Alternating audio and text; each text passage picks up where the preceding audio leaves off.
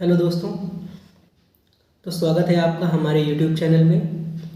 तो आज हम लोग डिस्कस करने जा रहे हैं फंगल इन्फेक्शन और फंगल इन्फेक्शन के ट्रीटमेंट के बारे में। तो सबसे पहले आपको बता दें कि ये जो फंगल इन्फेक्शन है या टीनिया या रिंग वॉर्म वाला जो ये इन्फेक्शन है वो जनरली गर्मी या फिर बरसात के मौसम में सबसे ज़्यादा मात्रा में होता है। लेकिन आजकल ये इन्फेक्शन इतनी तेज़ी से फैल रहा है तो इसके चलते सर्दियों में भी इसके मरीज देखने को मिलते हैं। आमतौर पर इसको दाद भी बोलते हैं।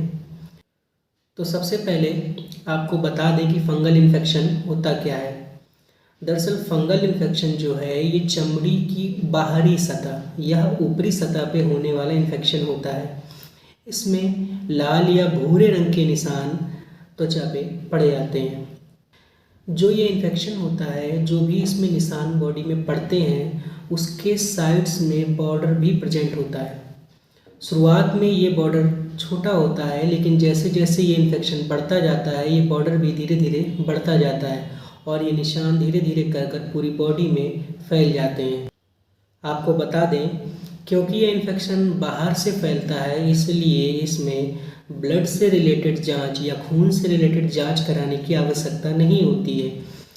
तो जनरली फंगल इन्फेक्शन जो होते हैं इनको खून की जांचों से पता नहीं किया जा सकता है, क्योंकि ये चमड़ी का रोग है जो कि पसीने व गीलेपन की वजह से धीरे धीरे कर बढ़ता रहता है और बॉडी में जगह जगह पर लाल रंग के निशान बना देता है। तो आइए बात करते हैं फंगल इन्फेक्शन या दाद के ट्रीटमेंट के बारे में। फंगल इन्फेक्शन के ट्रीटमेंट में कई प्रकार के एंटी फंगल ओरली ड्रग्स और ऑइंटमेंट्स यूज करते हैं, लेकिन उससे कुछ समय के लिए ही रिलीफ मिलता है। लेकिन अगर आपको इसमें परमानेंट रिलीफ चाहिए तो इसमें आपको 3 अल्टरनेट डेज पे इंजेक्शन लगवाने पड़ेंगे और साथ ही साथ एक ऑइंटमेंट भी जो मैं आपको बताने जा रहा हूँ वो आपको लगवाना पड़ेगा।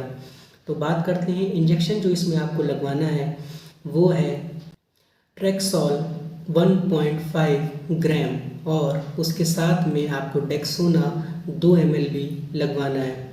ये इंजेक्शन आपको एक एक दिन छोड़कर, यानी यदि आज इसको आपने आज लगवाया है तो कल छोड़कर परसों, ऐसे करके अल्टरनेट डेज पे आपको 3 दिन लगातार ये इंजेक्शन लगवाने हैं। और यदि आपको ट्रेक्सॉल नहीं मिल रहा है तो इसकी जगह पे आप ओफ्रामैक्स 1.5 ग्राम और डेक्सोना 2 ml भी लगवा सकते हैं। इस इंजेक्शन में जो फॉर्मूला है वो है सेफेट्रिक्सोन और सल्बेक्टम का। तो बात करें अगर ट्यूब के बारे में या ऑइंटमेंट के बारे में, जो आपको लगाना है वो है कीटो बी। इसमें आपका कीटोकोनाजोल प्रेजेंट है और उसके साथ ही साथ बेक्लोमेथासोन डाइप्रोपियोनेट भी प्रेजेंट है। यह क्रीम आपको नहाने के बाद सुबह और सोने से पहले शाम को लगाना है, यानी कि दिन में आपको इसको 2 बार लगाना है। यदि आप यह इंजेक्शन और ये ऑइंटमेंट लगवाते हैं तो आपका इससे दाँत खाज खुजली की समस्या हमेशा के लिए दूर हो जाएगी। इसके अलावा अगर बात करें अन्य एंटीफंगल ट्यूब्स या फिर टैबलेट्स या फिर इंजेक्शन के बारे में, तो इसके अलावा कई प्रकार की ड्रग्स हैं जो एंटीफंगल यूज होती हैं, जैसे कि ग्रिसियोफुल्विन, फ्लुकोनाजोल, कीटोकोनाजोल और क्लोट्रिमाजोल और इट्रोकोनाजोल। और जो ट्यूब्स या ऑइंटमेंट इसमें लगाने को आते हैं वो है लुलिकोनाजोल और कीटोकोनाजोल और क्लोट्रिमाजोल। ये जो भी अन्य एंटीफंगल ट्यूब्स या फिर ऑइंटमेंट या टैबलेट्स हमने आपको बताई, ये बीमारी के हिसाब से, यानी कि बीमारी को देखते हुए उस हिसाब से हम लोग सजेस्ट करते हैं। तो बात करें अगर जो सावधानियां आपको इसमें रखनी है वो है कि आपको ये जो ट्रीटमेंट है बीच में आपको नहीं छोड़ना है। जैसे अगर आपका 3 दिन का कोर्स है इंजेक्शन लगवाने का अल्टरनेट डेज में, तो आपको 3 दिन ही लगवाना है। उसके अलावा ऑइंटमेंट जो आपको यूज़ करना है वो अच्छे से यूज करना है, ये नहीं कि ट्रीटमेंट आप बीच में ही छोड़ दें। तो जो सबसे पहली सावधानी है वो ये है कि आपको ट्रीटमेंट बीच में नहीं छोड़ना है।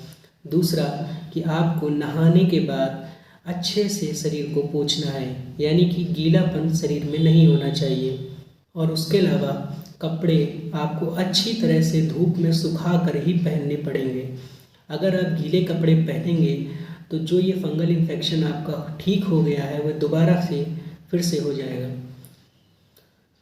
तो आशा करते हैं हमारे द्वारा दी गई जानकारी आपको पसंद आई होगी। तो इसी प्रकार के अन्य हेल्थ रिलेटेड इश्यूज़ और टिप्स से रिलेटेड हमारे चैनल को लाइक करें, सब्सक्राइब करें। Thank you.